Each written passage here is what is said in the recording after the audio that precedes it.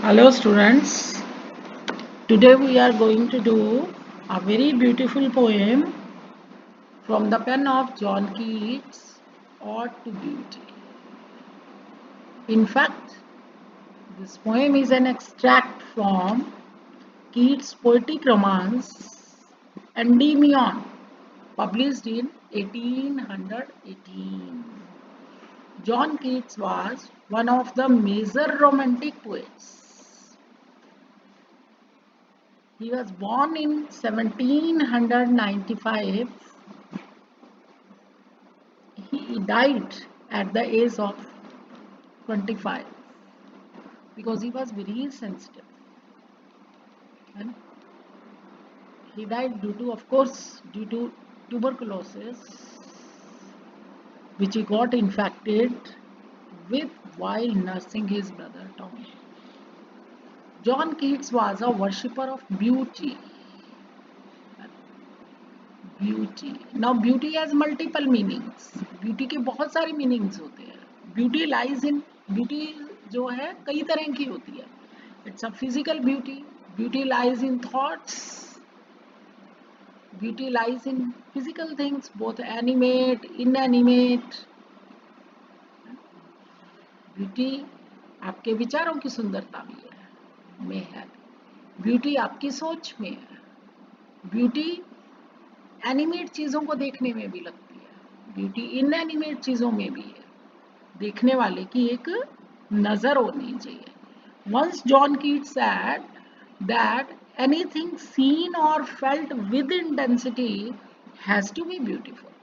किसी भी चीज को आप खूबसूरती से देखो और महसूस करो तो ऐसा हो नहीं सकता कि वो चीज खूबसूरत ना लगे. Further, once he said, again in another context, a thing of beauty is a joy forever. That's the first line of this extract also. कि एक खूबसूरत चीज जो है वो हमेशा ही खुशी देती है. वो एक परमानेंट सोर्स है जॉय का. So, let's see the text. A thing of beauty is a joy forever. खूबसूरत चीज जो है वो हमेशा ही आपको जॉय देती है. ऑफ कोर्स ब्यूटी को फील करने के लिए आपकी एस्थेटिक सेंस भी होनी चाहिए. आपको वो खूबसूरती देखनी आनी चाहिए, है ना. Beauty lies in moral and human values also. आपके नैतिक और मानवीय मूल्य अगर जीवन में हैं तो वो भी आपको खूबसूरत बनाते हैं.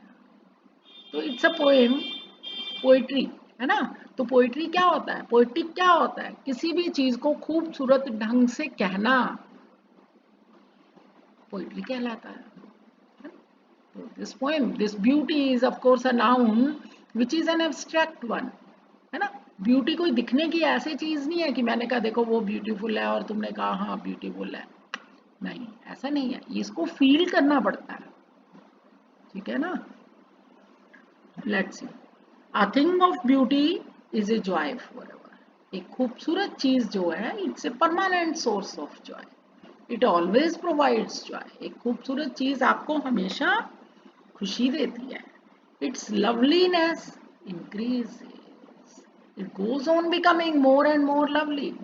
क्योंकि जैसे जैसे आपकी नजर खूबसूरत होती है, आपका देखने का नजरिया खूबसूरत होता है, जैसे जैसे आप मैच्योर होते हो, है ना, लाइफ में जैसे जैसे आपकी सोच और ज्यादा मेच्योर होती है, वैसे वैसे चीजों की गहराई आपको समझने आ जाती है. किसी भी बात को, जिंदगी के किसी भी एस्पेक्ट को एक गहराई से समझना और महसूस करना आ जाता है तो आपको अपने आप ही सब कुछ खूबसूरत लगने लगता है. तो एक खूबसूरत चीज जो है वो और ज्यादा लवली लगती जाती है जैसे जैसे हम बड़े होते चलते हैं. It will never pass into nothingness. It मतलब ब्यूटीफुल थिंग्स. ब्यूटीफुल थिंग्स जो है वो कभी भी यूजलेस नहीं होती. ऐसा कभी नहीं होता कि कोई भी चीज अगर खूबसूरत है तो वो कुछ भी नहीं है. वो सब कुछ है ना. तो ऐसा नहीं है कि ब्यूटीफुल चीज जो है आपको कुछ प्रोवाइड नहीं करती। Now in the following lines, of course आने वाला इस पोएम में जो आगे लाइंस है उसमें तुम्हें बताएंगे कि भाई ब्यूटी कहाँ कहाँ है। ब्यूटी अच्छी बुक्स में भी है, अच्छे राइटर्स की आप बुक्स पढ़ते हो उसमें भी ब्यूटी है। नेचर में कुछ हो रहा है, कोई रेनफॉल हो रहा है, कुछ और ऐसा सीन है, उसमें भी ब्यूटी है। ब्यूटी आपकी मोरल और ह्यूमन वैल्यूज में भी है ना। तो ब्यूटी किसको कहते हैं और ब्यूटी कहाँ कहाँ आपको दिखती है, कहाँ कहाँ है, वो सब हम इस पोएम में पढ़ रहे हैं, है ना। तो we are talking about beauty और beautiful things, beautiful thoughts, beautiful phenomenas, है ना। और प्रोवाइडेड दैट कि ब्यूटीफुल हमें तभी लगेगा जब हम में परसेप्शन है, हमें एबिलिटी है परसीव करने की। परसीव करने का मतलब चीज़ों को फील करना, उनको उनके बारे में सोचना। जब हमें ये आता है तभी तो हमें पता चलेगा कि को कहाँ ब्यूटी है ना। तो चलो, but still will keep a bower quiet for us. Quiet मतलब काम। बावर क्या होता है? या ट्री विच प्रोवाइड शेड, है ना। पेड़ की छाया में जैसे हमें आराम मिलता है, हमें शांति मिलती है, तो उसी तरह से beautiful things, beautiful thoughts, beautiful phenomenas हमारे लिए एक बावर की तरह से, यानी कि खूबसूरत चीजें, खूबसूरत दृश्य, है ना, खूबसूरत विचार, ये सब हमें शांति देते हैं। And a slip full of sweet dreams. जब हमारे थॉट्स स्वीट होंगे, जब हमारे थॉट्स अच्छे होंगे, हमारी सोच अच्छी होएगी, हमारी सोचने समझने की, देखने की, महसूस करने की जो आदत है, जो चीजें हैं, वो सब अच्छी होंगी, तो नेचुरली हमें ड्रीम्स भी स्वीट ही आएंगे। तो when we have sweet dreams, sweet thoughts, तो naturally we will be having good health and quiet breathing. तो अगर हेल्थ अच्छी है, ड्रीम स्वीट है, हमको हम में परसेप्शन है ब्यूटीफुल चीज़ों के लिए, ब्यूटीफुल थॉट्स के लिए, ब्यूटीफुल फिनोमेनास के लिए, तो अंडरस्टूड है कि हमारी ब्रीदिंग भी अच्छी है, हमारे सांस अच्छे से आ रही है, जा रही है, हम अच्छे से सांस ले पा रहे हैं, है ना। Therefore, on every morn are we breathing a flowery band to bind us to the earth. Therefore, on every morrow, morrow मतलब tomorrow, आने वाला कल, we are breathing, हम बुन रहे हैं, a flowery band, band समझ लो, एक बैंड, धागा समझ लो, जिसको फूलों से बनाई हुई माला से समझ लो, है ना, जो हमें धरती के साथ जोड़े रखती है। तो क्या कह रहा है वो कि इस तरह से हर आने वाला कल हमारे लिए खूबसूरत होता है। हर आने वाले कल में हमें खूबसूरत फूलों की माला, खूबसूरत फूलों की लड़ी, हिंदी में बात कर रहे हैं तो हम क्या कहेंगे, बैंड का मतलब लड़ी, तो हम फूलों की एक लड़ी बुन रहे होते हैं जो हमें धरती के साथ जोड़े रखती है। और अगर हम इंग्लिश में बात करें तो हम क्या कहेंगे कि beautiful things of nature and all around us bind us to the earth. की खूबसूरत चीजें, चाहे वो प्रकृति की हो और चाहे हमारे आसपास के वातावरण की हो, चाहे हमारे वो ह्यूमन रिलेशंस को लेके हो, वो सब हमें जोड़े रखती हैं इस धरती से, हमारे समाज से, हमारे आसपास के लोगों से।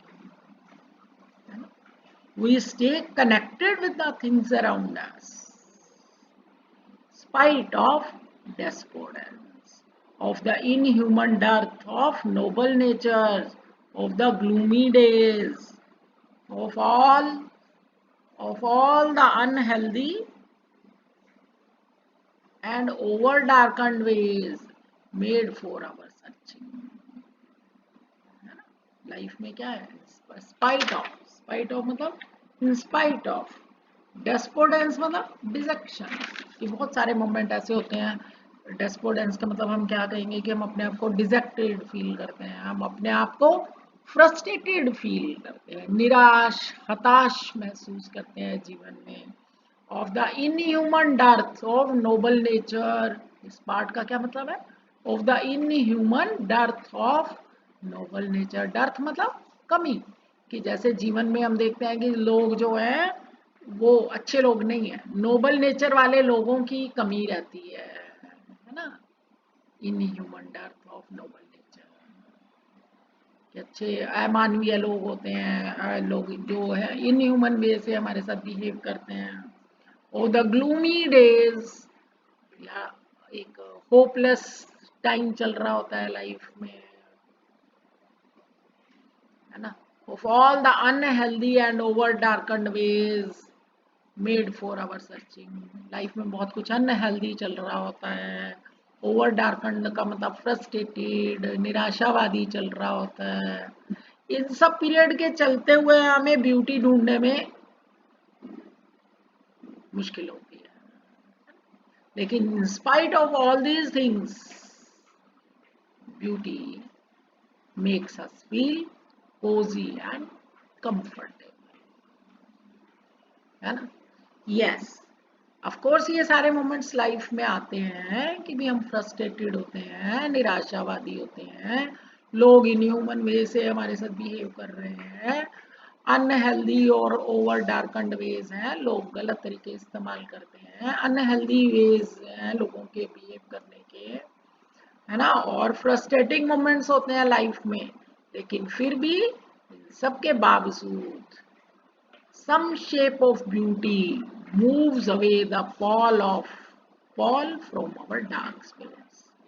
लेकिन इन सब के बाद भी कुछ ऐसा है कि ब्यूटी किसी ना किसी शेप में हमारे उस निराशावादी, है ना, भय वाले मूड से उस पर्दे को हटा देती है।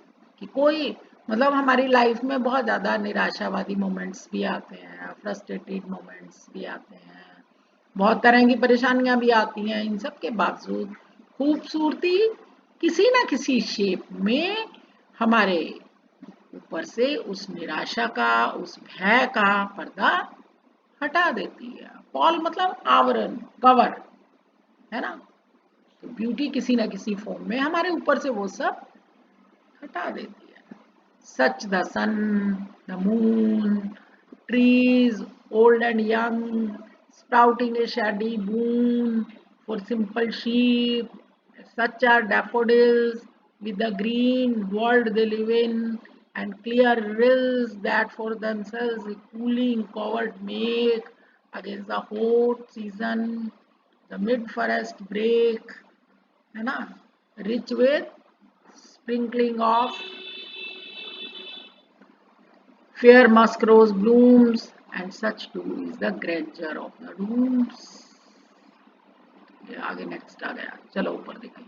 सच द मून, तो जैसे वो कहता है कि ब्यूटी किसी ना किसी शेप में हमारे अंदर से हमारे जो निराशावादी और भय वाला अनहेल्दी जो मूड होता है उस कवर को हटा देती है। कौन? ब्यूटी। जैसे कि देखो, उदय होता सूर्य, चंद्रमा, पेड़, चाहे वो पुराने हो और चाहे वो नए हो, जो कि एक वरदान की तरह से है शीप के लिए, सिंपल शीप के लिए। जैसे शीप जो है इकट्ठी हो जाती है पेड़ के नीचे तो उनको अच्छा लगता है ना। जैसे अलग अलग तरह से बता रहा है कि ये चीज़ें खूबसूरत हैं। जैसे कि डैफोडिल्स हैं। डैफोडिल्स क्या होता है बेटा? डैफोडिल्स बहुत बड़े फ्लावर होते हैं रोज की तरह से, लेकिन ये गोल्डन कलर के होते हैं। आप हम इंडियंस हैं और इंडियन स्टूडेंट्स हम पढ़ रहे हैं इस पोइम को, लेकिन ये फ्लावर्स इंडिया में अवेलेबल नहीं है। गोल्डन कलर के बड़े साइज के फ्लावर्स हैं, तो वो ग्रीनरी के अंदर होते हैं, जैसे बड़े बड़े फूल अच्छे लगते हैं। वर्ड्सवर्थ ने पोइम भी लिखी डैफोडिल्स, है ना। और क्या अच्छा लगता है? जैसे क्लियर रिल्स। रिल्स क्या होता है? स्मॉल स्ट्रीम्स ऑफ वाटर, पानी। जैसे पहाड़ों में देखते हो ना छोटी छोटी सी नालियां बह रही हैं, खेतों में देखते हो कैसे वो नालियां होती हैं, डिवाइडेड होती हैं, एक खेत से फिर दूसरे खेत में पानी जाएगा, फिर तीसरे में जाएगा, है ना। Clear reels. तो छोटी छोटी जो नेचुरल पानी की वो है स्ट्रीम्स है ना, जो अपने आप से कूलिंग सी प्रूव होती हैं, जो अपने आप में एक कोवर्ट प्रोवाइड करती हैं, अंडर ग्रोथ है, made against the hot season, जहाँ पे कुछ ग्रीनरी हो जाती है आसपास, है ना। तो उससे क्या होता है कि वो जैसे गर्मी में जो है वो एक शेल्टर मिलता है, एक सुकून मिलता है, किसको, एनिमल्स को। एनिमल्स रहते हैं, छुप जाते हैं अगर कहीं चाहे तो। द मिड फॉरेस्ट ब्रेक, है ना, mid forest brake rich with a sprinkling of fair musk rose blooms. Musk rose is again the name of the flowers, ये भी बहुत खूबसूरत फ्लावर होता है। तो जैसे फॉरेस्ट में कहीं स्ट्रीम ऑफ वाटर है, वहां पर आप देखते हो कि मस्क रोज फ्लावर्स जो है वो खिले हुए हैं। तो ये सारे सीन्स और साइट्स नेचर के जो हैं वो अच्छे लगते हैं। अब कहने में इसने ऊपर क्या दिया, द सन, द मून। अब मून का तुम अपने आप इमेजिन करो ना, जैसे बादलों के पीछे से चंद्रमा कभी निकल रहा है, कभी छुप रहा है ना, कितना अच्छा लगता है। सुबह सुबह जब सनराइज होता है या शाम के टाइम पे जब सनसेट होता है, तो ये तो जैसे क्लाउड्स हैं, कई बार ऐसे लगते हैं जैसे रुई के फव्वे से हों। तो such all these things are beautiful. I told you 2-3 times before also in this lecture कि ब्यूटी कैसे पता चलेगी, अगर हम में परसेप्शन है, हमें किसी चीज को महसूस करना आता है ना, देखते हैं, thinking and feeling. If we have the capacity to feel and to think, that means if we have sensitivity, then we can see where the beauty lies, है ना। लिटरेचर के स्टूडेंट्स के लिए वैसे भी सेंसिटिविटी होना बहुत जरूरी है। अगर वो सेंसिटिव है then they will appreciate, otherwise तो ये लाइंस हैं और जिसकी आप हिंदी में ट्रांसलेशन कर रहे हो। And such too is the grandeur of the dooms we have imagined for the mighty dead, all lovely tales that we have heard or read, and endless fountain of immortal drink pouring unto us from heaven's spring, है ना। इसके अलावा क्या कह रहा है, such too is the grandeur of the dooms we have imagined for the mighty dead. Mighty dead मतलब जो पास्ट में बहुत बड़े मतलब हीरोज हुए हैं, है ना, जो बहुत बड़े वीर योद्धा हुए हैं, जिन्होंने देश के लिए, समाज के लिए, धर्म के लिए इतनी कुर्बानियां दी, है ना। तो जब हम उनके भाग्य के बारे में देखते हैं, डूम्स मतलब जब हम उनकी स्टोरीज पढ़ते हैं, तो हमें पता चलता है कि हम देख फील करते हैं। अगर वही बात है सेंसिटिविटी है तभी हम फील करेंगे ना, तो हमें उनका जो व्यक्तित्व है वो बहुत ज़्यादा ग्रेसफुल लगता है। वो ग्रेस दिखाई देना भी तो ब्यूटी है। और ग्रेस देखने के लिए क्या है कि आप में सेंसिटिविटी। तो कहने का मतलब क्या है कि जब आप वीर योद्धाओं के बारे में पढ़ते हो, उनकी गाथाओं के बारे में पढ़ते हो, है ना, ऑल लवली टेल्स, वो सब खूबसूरत कहानियां जो हम सुनते हैं और पढ़ते हैं, ये सब चीजें हमें, हमारे लिए क्या है, एक इमोर्टल ड्रिंक है। ये सब चीजें एक सोर्स है, किस चीज का, उस इमोर्टैलिटी को समझने का, है ना। अब ये बड़े बड़े जो योद्धा हैं, बहुत बड़े बड़े जो वीर योद्धा हुए हैं, बड़े बड़े महान धर्मात्मा पुरुष हुए हैं, संत हुए हैं, उन सब की जीवन गाथाएं पढ़ना, है ना, उनकी पूरी कहानियां पढ़ना, उनको महसूस करना, वो उनका नाम आज भी है, चाहे वो 2000 साल पुराना, पहले 2000 साल पहले वो संत हुए या वो वीर योद्धा हुए, we are still reading about them, है ना। तो इसका मतलब वो योद्धा क्या हो गए, अमर हो गए, है ना, क्योंकि उनके महान कार्यों को, उनके त्याग को, उनके सेक्रीफाइसेस को, उनके हीरोइज्म को we are still reading. All these things make us feel and we have to analyse. अपन एनालाइज भी करते हैं, अपन विश्लेषण भी करते हैं कि देखो उनके अंदर ये क्वालिटीज थी जिसकी वजह से वो लोग इमॉर्टल हुए, और हमको भी वैसी कुछ क्वालिटीज तो अपने अंदर डालनी ही चाहिए ना. तो this thing is also a part of beauty. pouring unto us from the heavens drink. हमें लगता है कि ये सब कुछ क्या हो गया. अगर हम ऐसी वीरों की, ऐसे संतों की, ऐसे धर्मात्मा पुरुषों के त्याग और बलिदान की गाथाएं सुनते हैं और उनके व्यक्तित्व को समझने की, उसको प्रशंसा करने की, उनको अनुकरण करने की एक अनुभूति होती है, और हमारे अंदर एक इच्छा होती है कि वैसा सा कुछ हम भी अपने व्यक्तित्व में ला पाए, तो हमें लगता है कि जैसे हमें एक स्वर्ग से, हम स्वर्ग में हैं, हम एक हेवन में हैं, और हम कुछ अच्छा हमने समझा, देखा. ऐसे लगता है कि जैसे हमें हेवन से कुछ अमृत मिल गया हो. So this poem as such is a difficult one for the beginners from this age group of first year students, but still you will have to feel it, you will have to understand it. देखो पढ़ने की as तो ये वाली होती है, जो सी as में तुम हो 20 साल 22 साल तक, लेकिन ये जो बातें आप पढ़ रहे हो ये आप फील करोगे as you advance in years. जैसे जैसे बड़े होगे जिंदगी खुद समझा देगी तुमको कि ये बात ऐसे है, तब याद आएगा कि हाँ मैडम ऐसे बात करती थी. I hope you must have understood, you must have tried to understand what I am saying here in this poem. And as such, you see, this poem is written in heroic couplets.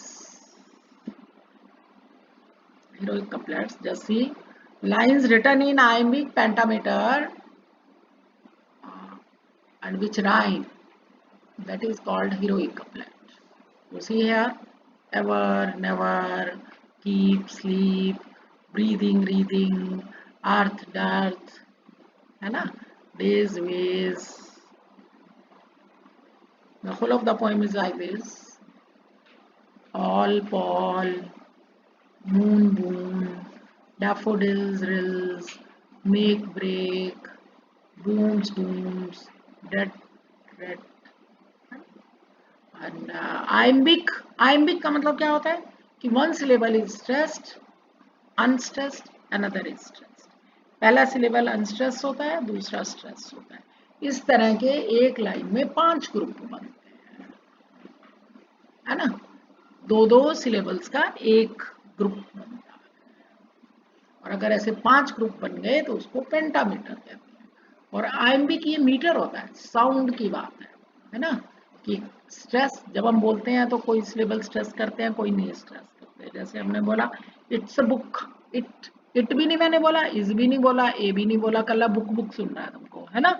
जैसे मैंने कहा how you, how you, तो how भी नहीं सुन रहा, are भी नहीं सुन रहा, तो मैं क्या सुन रहा, सिर्फ यू.